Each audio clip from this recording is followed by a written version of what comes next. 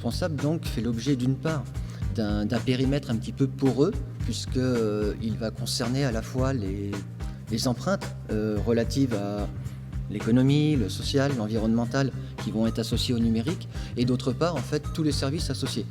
Et en ce sens donc on peut dire que le périmètre d'intervention est très large. Et parallèlement, on va avoir une approche qui va venir encadrer en fait cette porosité, d'une part d'un point de vue normatif et d'autre part d'un point de vue juridique. Donc un ensemble de textes, de décrets et de labels tels qu'ils ont été cités dans la vidéo. Alors, conséquence de cette tension qu'on pourrait avoir entre cette logique de porosité et cet environnement qui va être encadré juridiquement, eh bien, je vais essayer de la mettre en évidence avec le cas de la ville d'Angers, qui s'est engagée donc dans un numérique responsable avec une charte qui a été signée récemment et pour laquelle, en fait, à partir d'un état d'évaluation d'une année déjà, eh bien, on va pouvoir tirer quelques bilans et de ce bilan, des interrogations qui viendront nourrir soit la réflexion, soit éventuellement des pistes pour les collectivités ici présentes. Voilà l'idée.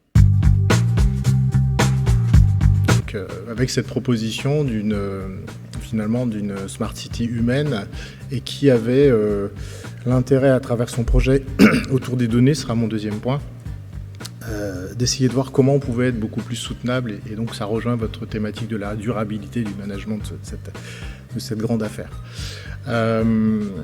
Donc une fois qu'on a fait les infrastructures, ce que vous avez vu là, c'est comment on associe les citoyens dans une logique où le RGPD, avant même qu'il existe, on l'avait imposé aux entreprises et où la CNIL est partout puisqu'il faut qu'elle vérifie que la liberté des citoyens soit bien protégée évidemment.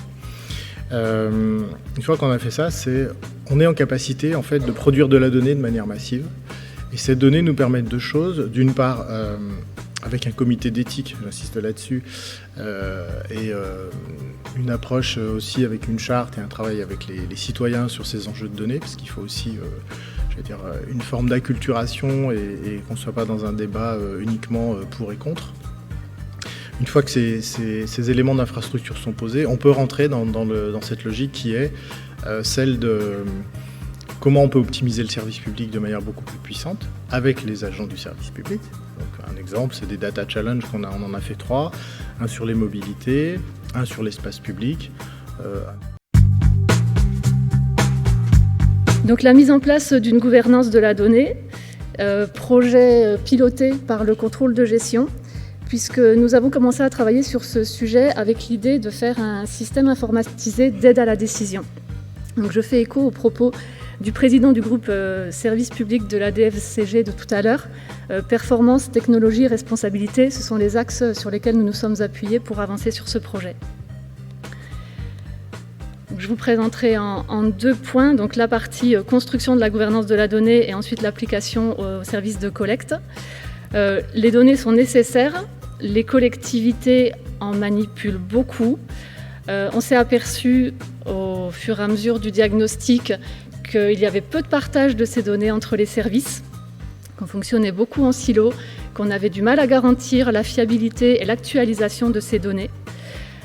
L'idée, c'était d'être capable de savoir où étaient les données, comment est-ce qu'on les utilisait, les fiabiliser, et en fait réussir à les croiser pour optimiser notre système de pilotage.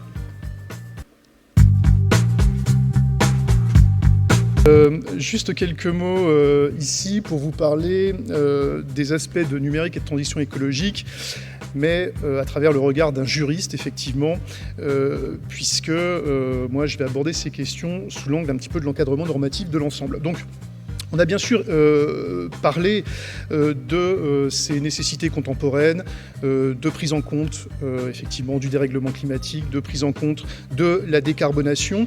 Et bien évidemment, l'outil numérique est un élément qui est tout à fait fondamental dans ce passage, dans cette transition écologique et spécialement dans sa composante énergétique, mais pas seulement. Donc au plan juridique, on a des grandes déclarations qui font l'objet de conventions internationales. On a la Convention de Paris, on a également des politiques européennes qui sont très volontaristes sur ces questions. On a des cycles de politique qui datent d'il y a 2 ans, le Fit for 55 par exemple, avec des objectifs de réduction des gaz à effet de serre notamment. L'idée de parler de la facilitation, en tout cas de l'impact du numérique sur la transition écologique, il y a plusieurs portes d'entrée. Effectivement, tout à l'heure, Christophe Morel, qui est lui également le deuxième angevin de service, évoquait le volet ENR. Nous, on en est à mi-chemin sur le volet numérique responsable. On a signé cette charte du numérique responsable en décembre 2021. C'était une véritable volonté politique. On en est à mi-chemin. On aura un bilan courant juillet. Et l'idée, c'est vraiment de se mettre en marche et d'être à la hauteur des enjeux au 1er janvier 2025 avec une véritable feuille de route charpentée, puissante, qui nous emmène vers de véritables objectifs réalistes mais ambitieux.